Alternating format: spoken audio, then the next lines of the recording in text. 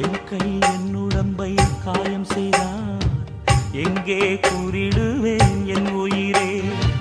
நீ எந்தன் பாதி, இதுதானே நீதி, உனை விட்டு போக முடியாதம்மா. மறைந்தாலும் நான் மறு ஜென்மமே என்றும் தேடி வரும் சொந்தம் இது கண்மணி.